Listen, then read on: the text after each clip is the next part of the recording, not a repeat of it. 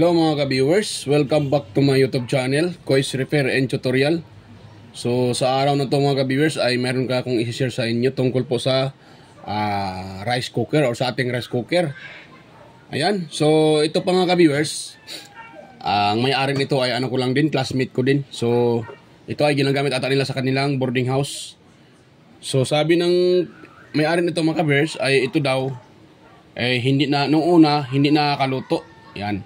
So kung ginagamit nila, hindi pa luto ang kanin, bigyan na siyang pumitik. Yan ang ginagawa naman nila. Dito kinakalangan. Ito, ayan. So kinakalangan daw dito. Ito yan, kinakalangan para maluto yung kanin. Yan, so yan ang ating solusyonan ngayon mga ka-viewers. Bakit ito ay hindi siya nakakaluto? Hindi pa luto yung kanin, pumitik na siya kaagad. So yan ang dahilan na yung kanin nyo ay hilaw. Hindi luto. Yan, kasi pumitik na siya kaagad. Kainit pa lang niya, ay pumitik na kaagad. So, yan ang ating yan ang i-share ko sa inyo ngayon mga ka-viewers kung paano yan solusyonan. So, yan. Pero bago pa tayo magsimula mga ka-viewers, kung bago ka lang ka-viewers sa aking channel, at huwag mong kalimutan, at sa mga bago pa lang sa aking channel, huwag kalimutang mag-like, mag-share at higit sa lahat mag-subscribe at pakipindot na rin yung bell button dyan sa taas ka-viewers. Pakipindot na rin yung bell button, ilagay sa all para updated ka sa mga video or manotify ka sa mga video tuwing ako'y nag-upload. So start tayo mga ka-viewers. So ito, ayan, wala tong takip eh. Dinala ng may-ari dito sa akin. So wala siyang takip. Yan. So hindi ko din noong una kasi tiningnan ko yung puwet niya, yung dito. Yan, plain na plain siya mga ka-viewers. Nakita nyo? Yan. Plain na plain siya. Hindi naman siya malalim. Yan o. Yan, kung nakita nyo, hindi siya malalim. Kasi isa din tong dahilan kung bakit yung rice cooker natin ay pumipitik kaagad. Malalim yung kanyang pinaka dito. Ito, lumalim yung dito. So yan. Pero sa video na to, iba yung kanyang sira. Hindi itong kaldirin. Yan. So i-try natin siya mga ka-viewers kasi ito may power. Nga lang, hindi nakakaluto. At isa din na-obserbaran ko dito mga ka-viewers nung tinitest ko. Ito kasi ay tinitest ko na siya, pina-plug ko kung ano talaga ang kanyang problema. Yan o. Kung nakita nyo mga ka-viewers o. Yan, kung nakita nyo yan o. Yan. Hindi pa nga siya ka-power. Hindi pa nga siya luto, nagkukok na siya. Dapat yan nagwa-warm eh. Ano? Dapat kahit itaas ko man to, nagkukok. Hindi pala, mali pagkasabi ko. Automatic siya nagkukok. Dapat kasi pag ito ay hindi naka-on, itong lever switch niya, nakataas, dapat yan, hindi pa yan nakakok, naka-warm yan. Pero kung nakita nyo, yun, mainit na yung mainit na yung kanyang pinakakaldirin. Mainit na. Kasi nag-automatic siya, nag-on siya kaagad. Hindi ko pa nga siya binababa ito. Hindi ko pa nga siya binababa, naka-on na to siya. Nagkukok na. Dapat to nagkukok lang pag binababa mo ito, ganun mo. Dapat ito kahit hindi pa siya binababa, dapat yan nagwa-warm. Yan, ganun yan siya mga ka-viewers. Dapat yan ay nagwa-warm pa lang. Nagkukok lang yan pag binababa natin ito. Yan, so hugot natin sa outlet kasi mainit na yung pinaka-ano niya, mainit na. Mainit na yung pinaka-kaldirin. Yan. Mainit na. So hindi na mahawakan. Yun, kasi mainit na. So yun ang ating solusyonan ngayon mga ka-viewers. At ipakita ko sa inyo kung paano ang diferensya. Ititest ko siya.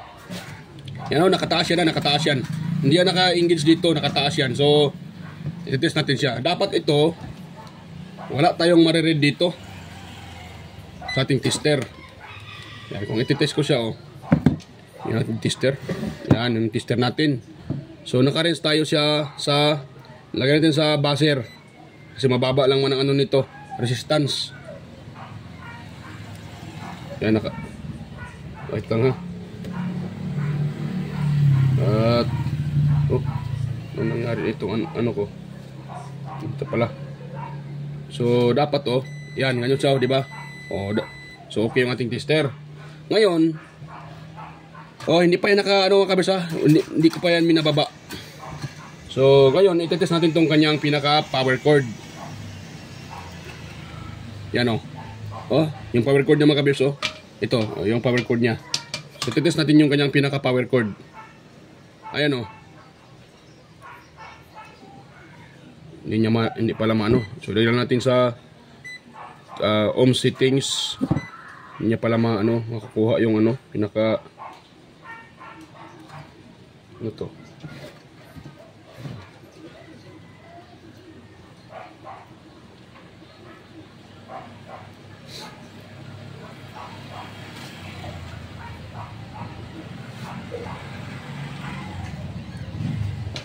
So, pag ganito mga ka-viewers na nag-automatic, wala kayong ibang ano yun dyan. So, yung pinaka lang niya, pinaka thermostat. So, ito mga ka-viewers, dapat kasi ito mga ka-viewers ay wala tayong mariread dito na ohms value habang ito ay hindi pa nakababa. Ito yung kanyang pinaka lever switch. Ito. Pero kung nakita nyo, ayan o. Yan o. So mayroon na kaagad tayong narinig na 58 ohms o 59. Yan, nahulog pa. So mayroon tayong narinig kaagad na mga ka-viewers na 59 or 58 ohms. So yan po ay mali yan mga ka-viewers. May problema yan sa circuit sa loob. Yan o, kung nakita nyo. Yan o. So, hulog agad. Nahulog na naman. Nako. Akan ko na lang to. Yan. Oh. Nakita nyo naman oh. Yan oh. Mayroon tayong nare-read na 58 ohms. Hindi pa nga nakababa to dito eh. Ito. Oh, nakataas pa yan.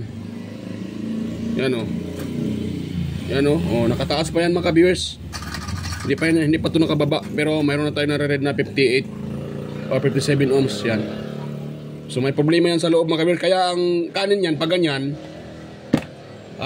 yun nung nasukir nyo na hindi pa nga ito binababa, may nagkakaroon na siya ng resistance or nagkaroon siya ng ohms value, magluloko yung kanyang magluloko yung circuit niya. So yung kanin nyo maaaring ay yan, pumitik kaagad, hindi pa nga luto. Katulad nito, pumitik na siya kaagad, hindi pa luto yung kanin. Yan. So ito, ituturo ko sa inyo mga ka-viewers ang problema nito. Pag ganito na siya. Ayan o. So i-open na natin dito mga ka-viewers sa kaniyang, i-open natin itong sa lalong pinakatakip. Yan. So ito, wala tayong kukunin dito na, wala tayong ilagay dito na pyesa mga ka-viewers. Mayroon tayong kukunin na pyesa. Hindi tayo magdadagdag, kung hindi kulangan natin. Yan. Magbawas tayo ng pyesa. Hindi naman siya actually pyesa. Ito ganito. So ayan, ituturo ko na sa inyo mga ka-viewers. Hindi na natin pa patatagalin pa. So sa rice cooker mga ka-viewers pag yung rice cooker nyo ay automatic nagpumipitik ka agad, hindi pa luto yung kanin. So dalawa lang ang ang may rason. Either hindi ito mga ka-viewers kung sakali ayan, pumitik agad, ito yung tingnan nyo to. Or ito or yung kanyang pinaka kalderin. So yung tinignan ko yung kanyang kalderin, ito yung kanyang kalderin buo naman yung pinaka-puwet niya, hindi naman malalim kung nakita nyo, di ba? Hindi naman siya malalim. Yan hindi naman siya malalim. So buo ito. At kung ilagay mo sa kanyang pinaka-rice cooker, ito hindi na gumagawang gaywang-gaywang, sitting siya. So para sa akin buo ito, hindi to sira yung kanyang pinaka-kalderin.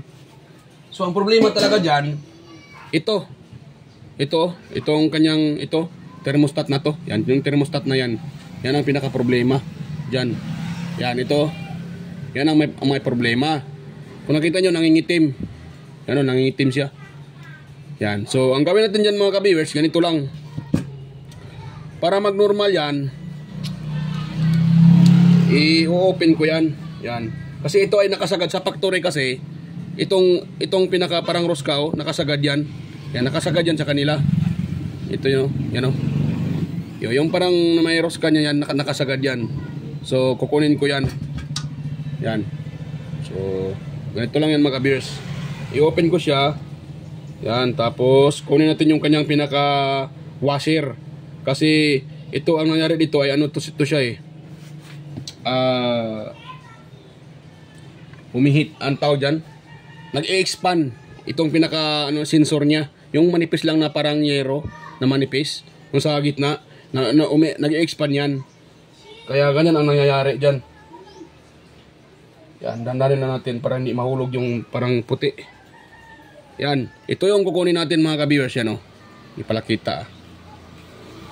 Yan, itong washer na to, nako,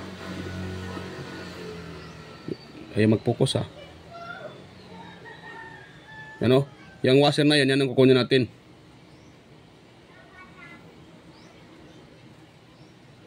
Ayaw mag-focus kagwang to cellphone na to, ayaw mag-focus.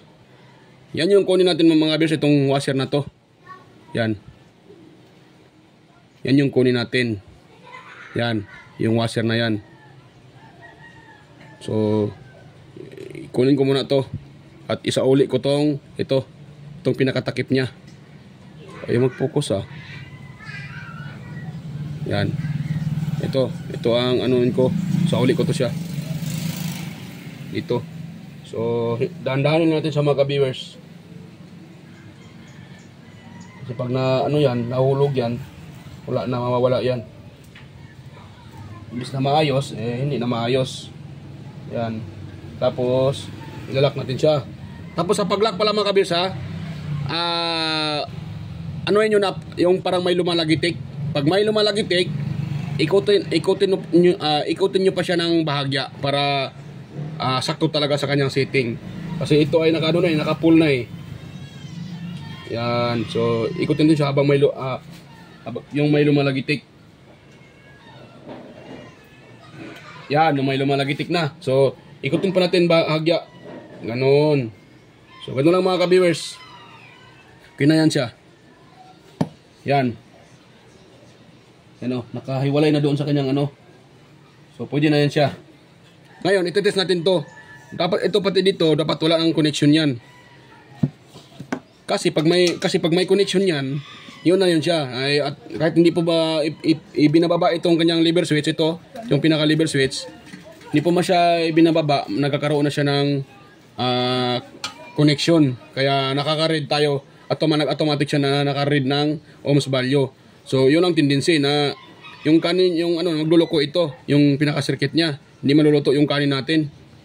So, yan. Tingnan ko muna Dapat ilagay yung ating tester natin. So, dyan lang ating tester para makita nyo. So, test ko muna ito. Yan ating tester okay na. So, dapat ito ay wala ng connection. Ayun wala na. Diba? So, wala na siya mga ka-viewers. Wala na siyang connection. Lang yan, pag automatic na yung suki natin ay mainit na talaga. Yan. So, yan ang purpose dyan. Magpro-protect lang yan pag yung suki natin ay yung mainit na talaga. Pag ang nangyayari kasi, sumasabay sa doon sa ating ng ating heater, itong dalawang to. Sumasabay siya kaya nagluloko yung system, nagluloko yung circuit sa loob. Kaya automatic siya naka-on kahit hindi pa ibinababa. Yan, natin sa ohms settings. Yun. Ayan wala na tayo nare-read. Yan, ko muna. Tumba ko muna. Yan, kung nakita nyo yan. Sana yung pinaka ito. Yan So, wala na tayong nare-read mga viewers. Yan yung tester baka sabihin nyo na hindi ko inaano Yan So, try kong idiin yan Yan idiin ko yung ating pinaka idiin ko yan. Idiinan ko siya. Ito. Hindi pa na nakababa to. So, ibaba ko muna to sa baba, itong lever switch. So, yan, nakababa na yung lever switch at ito-test natin siya. Yan nakakaroon na tayo ng 57 ohms dahil nakababa na yung tawag dyan. Yan, pero pag ito ay pumitik, ganyan pumitik siya, dapat wala na yan. Yan wala na siya, di ba? Yan, wala na siya mga ka-viewers. So wala nang connection yan. nag-ano lang yan pag ibinababa natin to ulit yung pinaka lever switch niya. Katulad yan, o ibinababa ko. So nagkakaroon, hindi pala kita, sorry. Yan o, binababa ko siya. So nagkakaroon siya ng 57 ohms. Pag yan ay binitawan ko itong lever switch, yan, nag-o-off siya. So ganun lang kasimple mga ka-viewers. Ibig sabihin okay na tong rice cooker. So ito lang dahilan. Itong washer na yan, tinanggal lang natin. Hindi tayo naglagay ng pyesa. Ang ginawa na natin ay nagbawas tayo ng pyesa. So ito na yung binabawas natin. Yan. Yung washer na to. Yan ang ano ko diyan mga kabisa, ang explanation ko diyan, kaya ko ito tinanggal kasi yung kanyang pinaka thermostat ay nag-ano na umi-expand na yun siya, kaya palagi siyang naka-on. Yan, nag-i-expand. Yan, so kaya tinanggal ko yan. Ito. Kaya ito ay tinanggal ko. Sana yun? Ano pa ata? Ito, tinanggal ko siya. Kaya para magka-normal siya. Ngayon, normal na yan. Yan o. So, kanina, naka-ano yan, di ba? Kanina, hindi natin binababa. Dapat ngayon, pag hindi nakababa, naka-warm yan. So, ano natin siya mga viewers, ipa-plug natin. Yan o. Ano ko muna. Yan. Yan o. So, yan natin siya. I-plug natin siya. Dapat yan ay yan o. Yan o. O, naka-warm na diba kanina? Nakita nyo, naka-cook yun. Magkukok lang yan pag ito ay ibinababa na natin. Naka-cook siya. Pero pag hindi nakababa yan, dapat naka-warm yan. O, diba? Naka-warm na. So, kanina, diba? Kahit hindi natin ito ibinababa, naka-cook siya. Nasa red siya. Cook. Kaya ang yun ang dahilan na yung rice cooker natin ay yung kanya natin ay hilaw. So, okay na yan mga ka-viewers. O, hindi na mainit dito. Hindi siya umiinit. So, okay na yan mga ka-viewers. Good na itong rice cooker na to. Yan, naka-warm na siya. Pag binababa mo naman siya, bago pa siya mag-cook. Yan o. O, nag-cook siya. Bibitawan ko. Naka-warm. Binababa natin. Ayan, nag-cook siya. Kanina, kahit hindi ko pa siya ibinababa, naka-cook na siya kaagad kasi may problema yung thermostat. Kanyang pinaka-thermostat. So, yan. I-assemble ko muna ito mga ka-viewers at balikan ko na lang kayo pag ma-assemble ko na to. Yan. Stay tuned lang mga ka-viewers. So okay na mga ka-viewers, na-assemble ko na, nasa uli ko na yung yung pinakatakip niyan dito sa lalim. So okay na yan. So bago pa natin yan i-test mga ka-viewers, yan, i-ano ko muna sa inyo. So ganito mga ka-viewers ha, yung pag for example yung rice cooker nyo ay hindi nakakaluto, automatic nagpumipitik kaagad yung itong pinaka-lever switch. So wala na kayong ibang diyan mga ka-viewers, wala na kayong ibang kalikutin diyan. Tingnan niyo muna ito, baka lumalim niya. Isa ding dahilan bakit ito lumalim, yung gagamitin natin sa carbon or sa gasol. Katulad nito, ginagamit na nila sa gasol, pero ito ay okay pa dito. So hindi naman siya lumalim. Yan. So yun ang nakita kong dahilan. Kasi pag ito ay lumalim, so tapos itintest nyo itong pinaka power cord at wala kayong nakuhang ohms value doon sa kanyang pinaka heater. Ayan, so good yan. Yan, good yung pinaka sa lalim, yung pinaka thermostat. Ang problema lang talaga ito. Pero sa senaryo natin ngayon, sa problema nitong rice cooker na to, good naman yung pinaka kaldirin niya, hindi naman siya, nakita nyo, hindi naman siya lumalim. Ang problema lang talaga yung kanyang pinaka thermostat. Yan. So, una-una mga kabirsa, pag ang rice cooker nyo katulad sa ganitong rice cooker na may thermostat ginagamit, ito yung saan ko tinanggal to kanina, ito, yung pinaka washer. Pag ganun yung rice cooker nyo, may makikita kayong ganun sa ilalim, at buo naman to dito, hindi naman siya malalim, hindi nyo ginagamit sa gasol, so hindi nyo ginagamit sa carbon, yan, so yun lang ina-adjust nyo, yun lang i-adjust nyo muna mga ka-viewers. So kung mayroon kayong tester, i-test nyo siya, yan, i-test nyo siya mga ka-viewers, ay dapat wala yung continuity, di ba, yung katulad sa ginagawa ko kanina, i-test nyo siya, dapat hindi ito wala kayong maririnig dito sa tester na continuity, yung doon sa pinaka pinaka thermostat. Ayan. Kaya yun lang ang dahilan bakit ito ay nag-automatic na nagpumipitik, hindi pa luto yung kanin. So ito lang ginagawa ko, binawasan ko to, kinuha ko yung pinaka-washer niya at naging okay na siya. So yan. So sa next video mga guys, mag-ano ako, ituturo ko sa inyo sa yung mga dahilan or ano yung mga dahilan, ano yung rason bakit nakaganon yung ating rice cooker. Pero sa video na ito lang muna. So ito, naayos na siya. So iti-test natin sa mga ka-viewers. Yan o. Yan, kung nakita nyo, yan, nagkukok siya. Nagkukok na, o nagwa-warm. Pag ibinababa ko naman yan, nagkukok siya. Yan o. Ibabalik ko siya. So nagwa-warm. Kanina, hindi ko pa nga siya binababa. Ano siya kaagad, nagkukok na kaagad. So yun ang dahilan. Yun ang may problema. Yan o. Hindi siya mainit. Kaya na, uminit siya. Kasi nagkukok na kaagad. Na hindi pa nga to binababa. Yan. Ito kasi, nagkukok lang pag binababa mo siya. Ginaganon mo. So nakukok siya. Pag pumipitik naman, yan, nagwa-warm. Yung kanina kasi, yung hindi pa ito na-repair doon sa may-ari nito, nakakok na yun. Binababa nila, dahil nakakok siya, nagluloko yung system niya, yung circuit sa ilalim, kaya hindi pa nga luto yung kanin, pumipitik na kaagad. Gumaganon yan. Kahit pumipitik yun, nakakok pa rin yun. Hindi siya nagwa-warm. Ang normal na rice cooker, pag ito ay pumipitik, nagwa-warm siya. At pag binababa nyo naman siya, nagkukok. So, gano'n lang mga ka-viewers. So, okay na. Success yung repair natin at wala tayong nilagay na pyesa. Kung hindi, nagbawas pa tayo ito. Itong pinaka-washer niya sa thermostat, binawasan ko. Yung iba naman, nililiha ito. Pero matagal na paglihain pa. Pwede naman din ito lihain. Pero pag hindi nyo nililiha, katulad ng ginagawa ka, binawasan ko siya. Excuse me po. Yun ang teknik doon. Pag isinauli na siya, pihitin nyo siya habang pag may narinig kayo na lumalagitig, pihitin nyo pa ng bahagya. Ayan, para nandyan pa rin sa kanyang setting. So okay na yan mga ka-viewers. So bago pa tayo magtapos mga ka-viewers, kung mayroon kayong so shout out pala sa inyo mga ka-viewers, sa mga patuloy nanonood sa aking video, sa mga patuloy sumusuporta sa aking channel at nanonood. Yan, mega love shout out po sa inyo mga ka-viewers. At salamat po sa palagi nyong pag-support sa aking channel at panonood sa aking mga upload na video. Ako ay nagpapasalamat sa inyo dahil sa inyong patuloy yung suporta at panonood sa aking mga ina-upload na video. So yan, mega love shout out po sa inyo mga ka-viewers. Mega love shout out po sa inyo. At ganun din sa mga naging kaibigan ko na palaging nagko-comment sa aking mga upload.